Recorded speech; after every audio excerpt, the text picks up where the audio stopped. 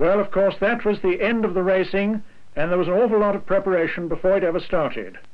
103 boats arriving from all over the world on lorries and steamers. And here's the Norwegian 5.5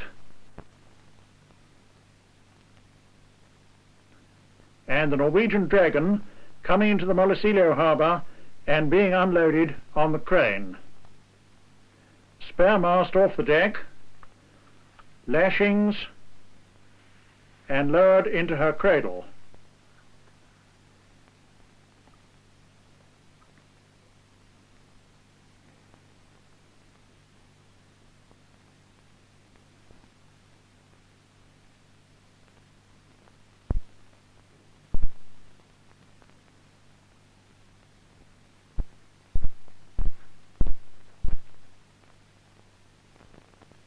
Unhook the crane, and then the dragons that have been put in the water and rigged are towed round to Santa Lucia for measuring.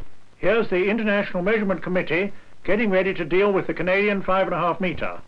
She is lowered first into the measuring tank, which allows the waterline length and draft marks to be checked very accurately.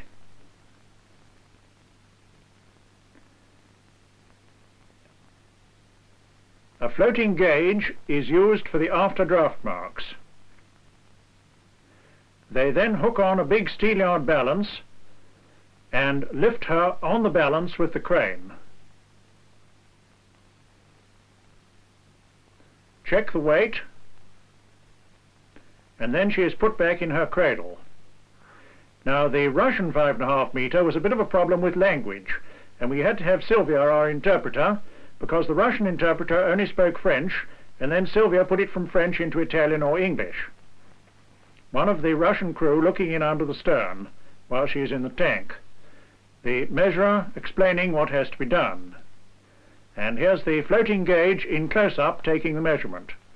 Discrepancies in the draft marks had to be corrected by adding ballast. The measurer on deck, whose own weight is taken into account in the weight of the boat, making the final measurement down to the last kilogram. Here's Signor Kizzato, chairman of the International Measurement Committee. A while, the eye must be measured. What on earth's going on out there?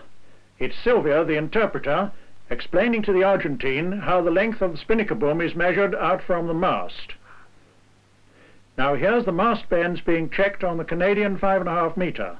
Black bands on mast and boom show the limits to which the mainsail may be stretched when it is set and have to be checked against the sail plan.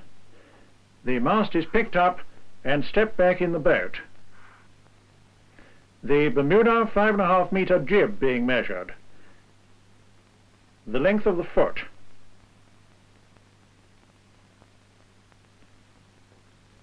Fold the tack up along the luff for the cross measurement. Straighten out the luff of the mainsail.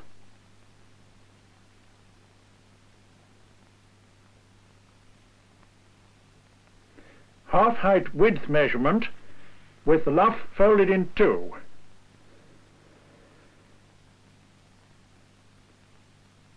Open it out again. There was a team of 35 measurers, each an expert in his own class. Altogether, 895 sails were controlled, and of these 63 were rejected, mostly in the Dragon class. As each sail is measured, it is bagged up again. There were several little imperfections which could be put right, and explaining in various languages what was wrong took some doing. A lot of the numbers were a few millimeters too small, and people had to work all night to get them right.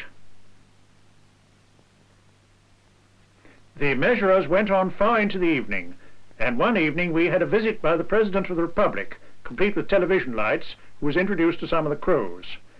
The sailmakers hard at work, changing numbers and making slight alterations to the sails, which then came back for rechecking and were signed and stamped in a place that could be seen when the boat was sailing. Any boat racing with an unstamped sail would be disqualified. A star mainsail being laid out.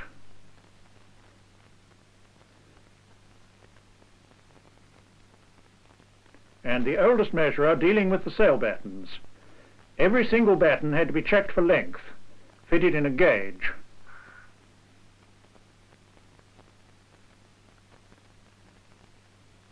Spinnakers.